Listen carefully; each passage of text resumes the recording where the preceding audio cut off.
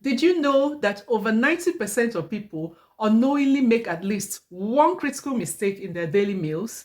Errors that can silently sabotage their health and energy levels.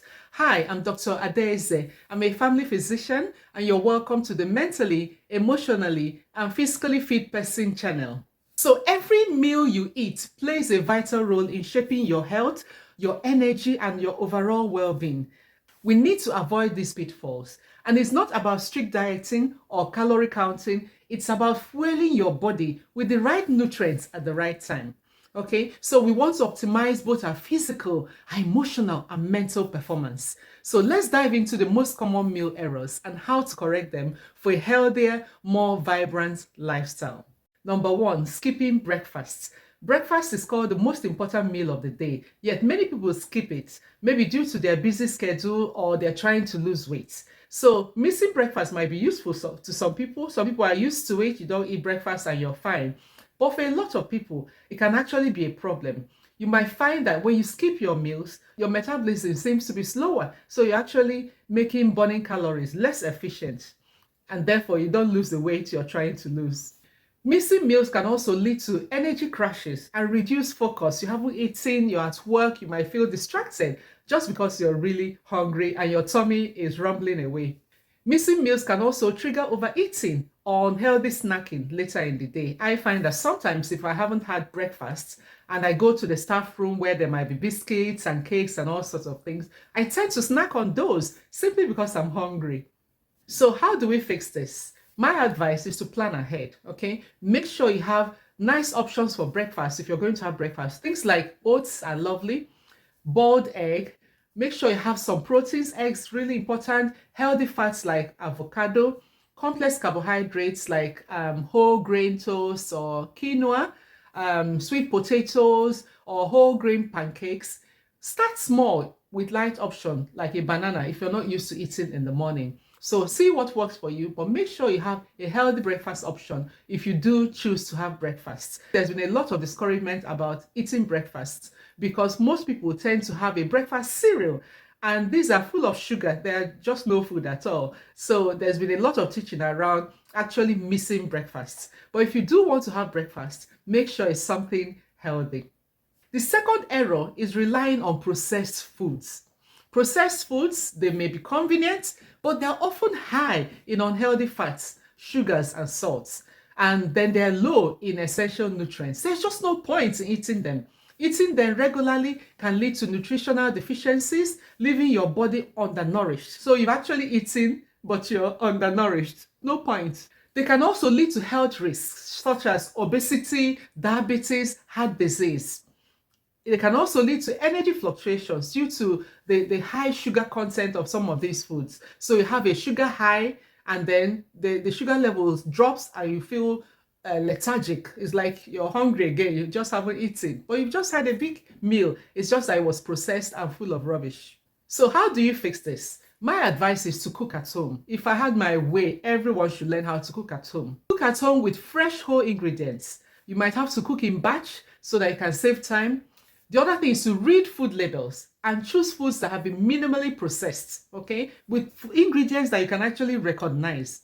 The other tip is to replace processed snacks with fruits, with nuts and vegetables with a dip like hummus. If you are enjoying my content, please subscribe. Let's keep learning together and watch till the end where I'll tell you which error I think is the most damaging to health. Number 3, poor portion control. Overeating is easy when the portion sizes are too large, especially with calorie-dense food. This can lead you to weight gain or digestive discomfort. You overeat and you're having heartburn, you're just so unsettled. It can also cause you nutritional imbalances if one food group is overrepresented.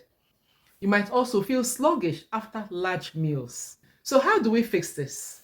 Number 1, use smaller plates to help you manage your portions. Number 2, eat mindfully. When you're actually eating, think about the food, enjoy the food, and focus on it. Because if you're eating and watching a movie, I find that you then want to eat some more to keep watching the movie. So you're associating watching movie with eating and you tend to overeat. So when it's time for your meal, enjoy the meal. Eat mindfully. And you'll find that you savor each bite and you'll stop eating when you're full. Now, the other thing about portion control is portion the snacks into bowls instead of eating directly from the packet.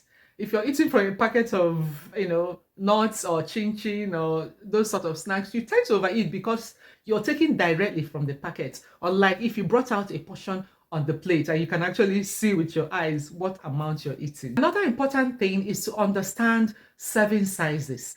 I had some vegetables this morning, and in the pack, it said that 100 milligram of the pack contains 100 calories. And so I looked and saw that the whole pack was 700 milligram. That means 700 calories, even though it's vegetables. And so I had half because I was like, I can cope with 350 calories rather than a whole 700. But you would only know that if you understand serving sizes. So really important to always look at the serving portion. Now, the most significant meal error is relying on processed foods.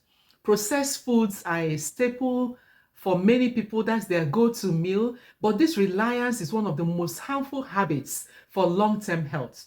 These foods are often stripped of essential nutrients and they are packed with unhealthy additives.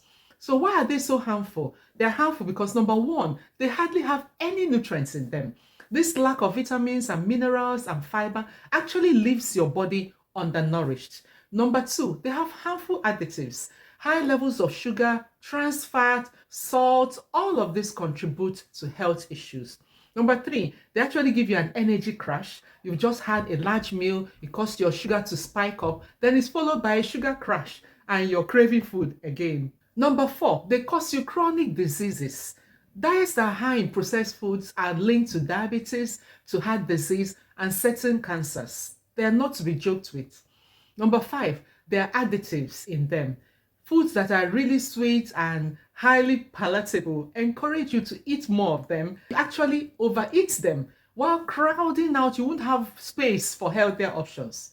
So how do we avoid this mistake? Again, cook more meals at home using fresh ingredients. Make sure you shop smart by sticking to the areas where they sell your vegetables, your whole fruits, nuts and vegetables and things like that. Also, try and swap your processed snacks for whole fruits. It's better to have a piece of fruit as a snack than a cake or a muffin. You can have a small handful of nuts as a snack or some vegetables, carrot sticks and so on.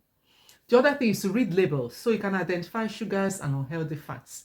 By reducing your reliance on processed food, you can improve your energy levels, you will reduce your disease risk, you will feel more nourished and empowered. So to recap, there are three common meal errors. Number one, skipping meals. This can lead to energy crashes, overeating, and reduced focus. Number two, relying on processed foods. That can cause nutritional deficiencies and increases your risk of chronic diseases. Number three, poor portion control contributes to weight gain and imbalanced nutrition. So the main takeaway is to focus on regular balanced meals, prioritize whole foods, and practice mindful portioning. Small, consistent changes can make a big difference in your health and your energy levels. So I want to hear from you. Was this useful to you? What meal challenges have you faced and how have you worked to overcome them? Please share your tips and experiences. Let's all learn. I'll be reading the comments, hoping to hear from you. If you found this helpful, don't forget to check out my other videos for more tips and ideas on how to be mentally, emotionally, and physically fit. You've got this. Bye for now.